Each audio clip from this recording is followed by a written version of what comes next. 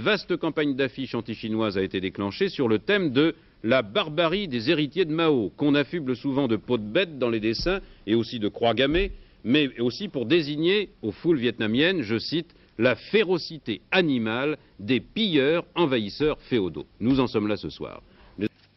Guerre Chine-Vietnam, eh bien, le vice-premier ministre chinois Deng Xiaoping a déclaré aujourd'hui que les forces armées chinoises auraient pu aller l'autre semaine jusqu'à Hanoï si elles l'avaient voulu, mais une percée militaire jusqu'à la capitale vietnamienne n'était pas l'objectif de l'opération entreprise et les troupes chinoises auront toutes regagné le territoire chinois dans quelques jours. Quant à Hanoï, eh bien, la ville se met chaque jour davantage sur le pied de guerre.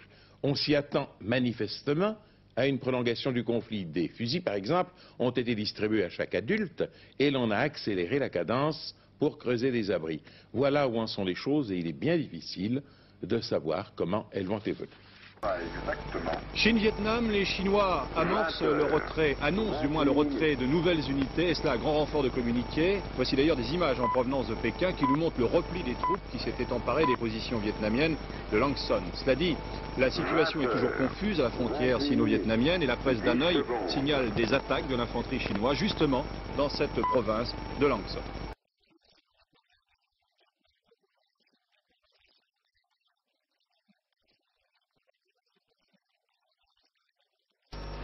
Dans le conflit entre la Chine et le Vietnam, un magazine de Hong Kong, généralement bien informé, donne maintenant de nombreuses précisions. Les forces chinoises ont dû utiliser des lance-flammes et plus de 1000 pièces d'artillerie lourde pour prendre la capitale régionale de Lang Son.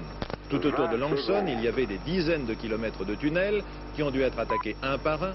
Toujours selon le magazine Trend, les Chinois ont détruit toutes les casemates et tous les tunnels souterrains le long de la frontière chinoise.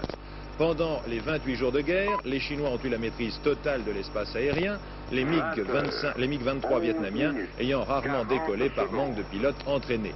Le général Giap aurait commis 5 erreurs. Il croyait en effet que les militaires chinois, les chefs militaires étaient trop vieux, que l'armée chinoise n'avait pas d'unité idéologique, que son armement était dépassé, que l'Union soviétique interviendrait rapidement et que la Chine serait sévèrement condamnée par l'opinion publique internationale.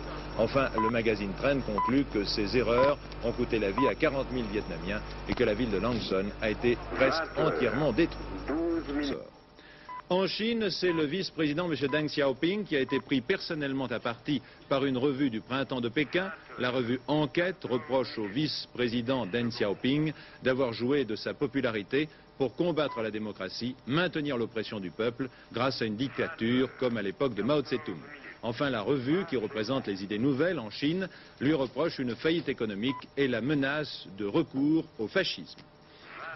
La tension reste vive à la frontière entre la Chine et le Vietnam. Pékin affirme que la totalité de ses soldats se sont repliés en territoire chinois, mais les Vietnamiens ont montré à des journalistes occidentaux aujourd'hui des soldats chinois capturés hier dans la région de Cao Bang. Il semble qu'un certain nombre de bataillons de l'armée chinoise soient retranchés sur différents sommets entourant Cao Bang, des soldats qui sont coupés de leur base arrière et qui sont en quelque sorte prisonniers de l'encerclement vietnamien.